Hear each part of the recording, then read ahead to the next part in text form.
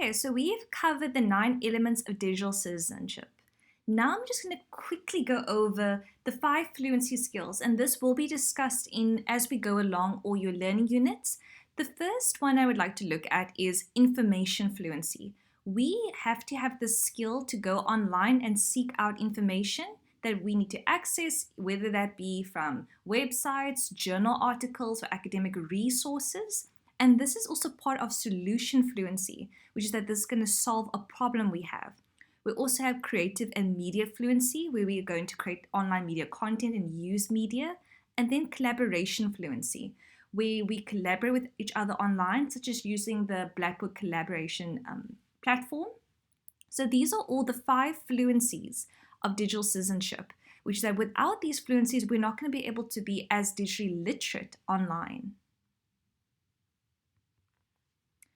Okay, so let's start with digital access. What is digital access? It is the full participation in society. There is a digital divide between those that have technology and those who do not. And those that obviously do will have more social and economic benefits and more opportunities. And once again, I've just put here Marshall McLuhan, that he is the one who coined the phrase global village, which did that we don't really take into account those that have digital access and how it blocks out everyone else that doesn't, therefore creating a digital divide.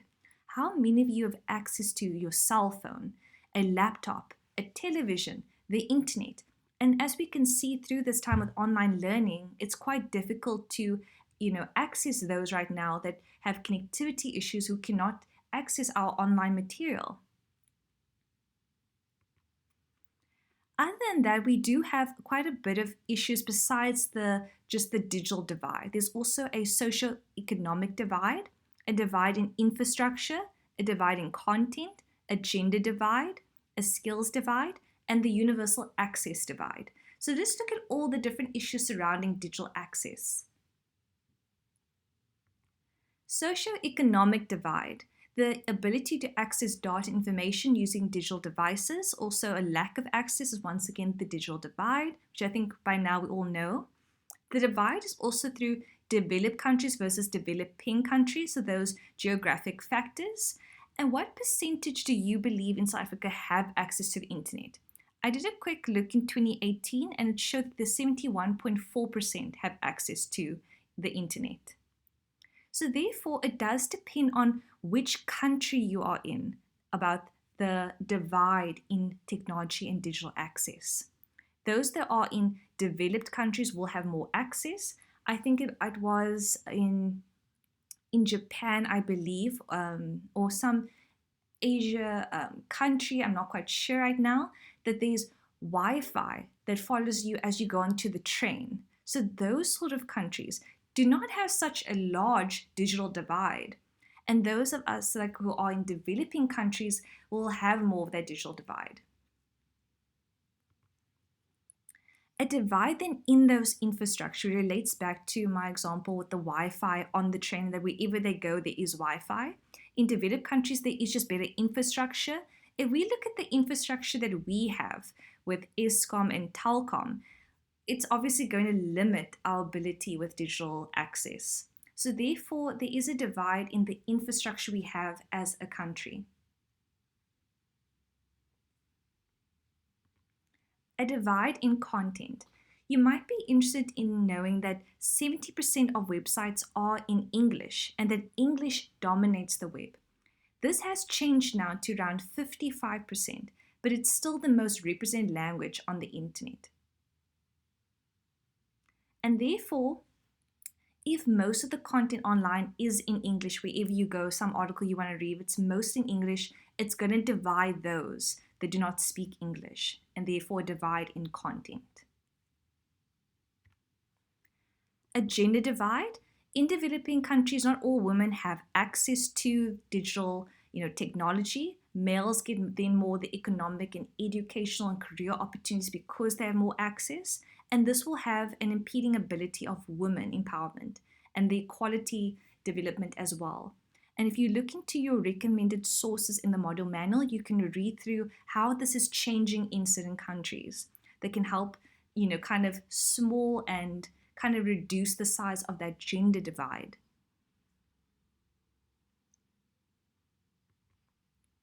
A skills divide, as I've told you before, if you are not being taught about technology and maybe some computer literacy skills, there's going to be a divide when you get to, the workplace in your career or even in education where you don't know how to work MS Word, Excel, PowerPoint.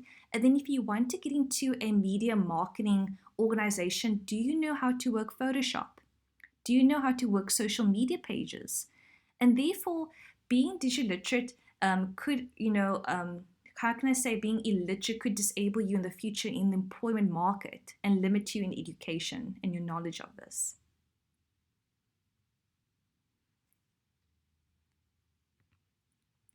And then lastly, for the divide, there is an issue of those that are physically disadvantaged that can't maybe afford the costs of the hardware and software.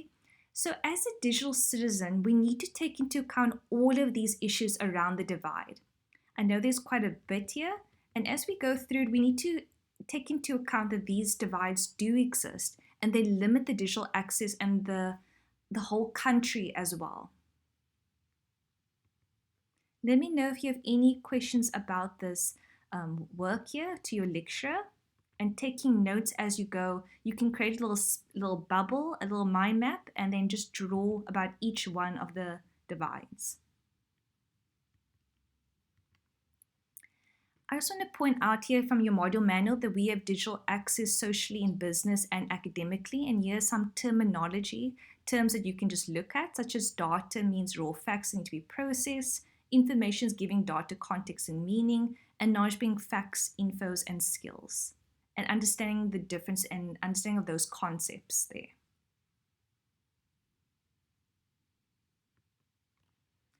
Then we move into the benefits and value of social capital. Those of you that have access to digital technology have now created your own global village, and you're part of a community, also known as a social capital. These are all the benefits of having access to technology. You have that sense of belonging. You can participate online.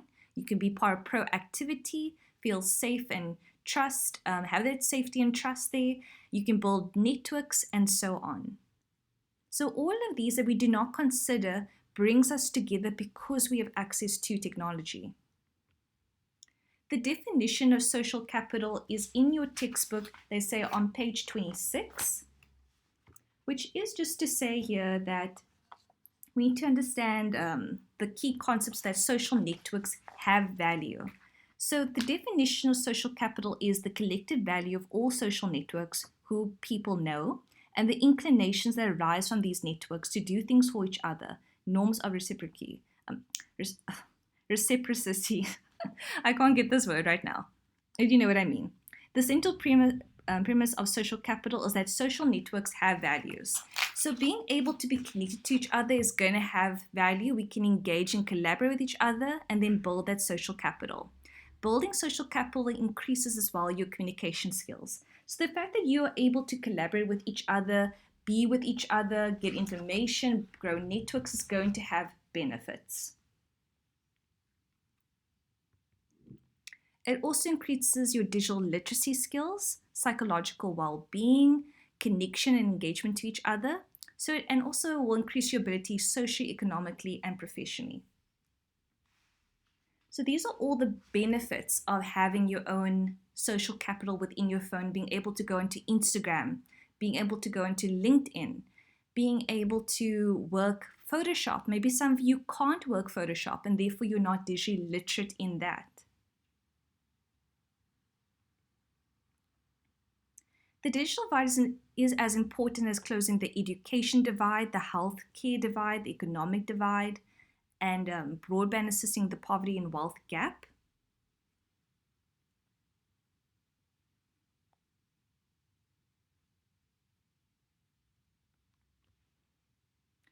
If you go and turn to page 27, you will notice here, considering the following question that could be asked in a social environment. I want to ask you these questions. Where did bubble/chewing gum originate? And how was it invented? Can you tell me that right now? Who was the guy that came up with the concept of Coca-Cola? And did it really originally have cocaine as one of the ingredients? And then lastly, Is the Illuminati a real organization or is it just a conspiracy theory? What is the Illuminati really about? I just asked you these questions and maybe you do or do not have the answer to it.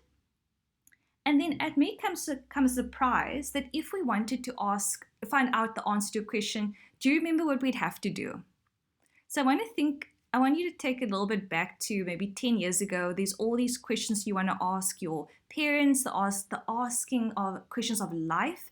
What did your parents tell you? They probably said, go look in the dictionary. And that's true. That's why every house usually has a dictionary, because if you want to know the answer to anything, you have to go to the library. You have to go on a freaking like Dora the Explorer quiz, of life. You couldn't just Google it. And nowadays you can say like, I've Googled it. I know what the answer is. And you'd be surprised at how things have changed here. But technology has this ability to spread knowledge and in support your learning and teaching, as well as with VC Learn. And I've also just like want to take a note that it's interesting how tablets are allowed in high school now and how the growth of technology is being so emergent in our education.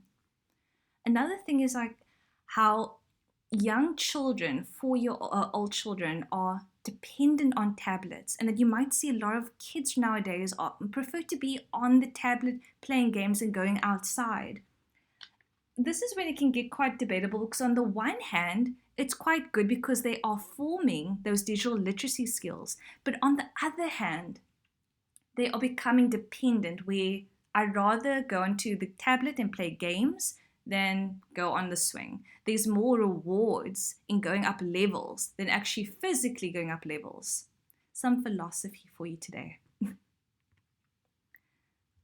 Digital divide in education. So as we track back to in the before slides, there is more digital divides that we can talk about. So the first one being education. Students need a tertiary qualification sometimes for employment, and therefore we need to have access to technology and all that. When they're studying for a degree, they need to have specific knowledge, and this could be impacted if they don't have access to data and information to form this knowledge, and therefore there can be a divide in education if there's no digital access. Okay, so I've just touched on one for now in this. Also like a healthcare divide and economic divide just kind of goes a little bit around to there. Is fine. So our next element is Learning Unit 2, which will cover digital literacy more in detail. And it talks about how do you know a website is fake? How do you check for authority that this is a real person you talk to? How do you check that this is a factual website? When you go online, do you just assume this is a real website? How do you know? So we're going to talk more about those digital literacy skills that you think that you might have. Please let your lecturer know if you have any questions about Learning Unit 1. Follow your lesson plan and complete the textbook and VC Learn, the module manual and the VC Learn activities. See you next time.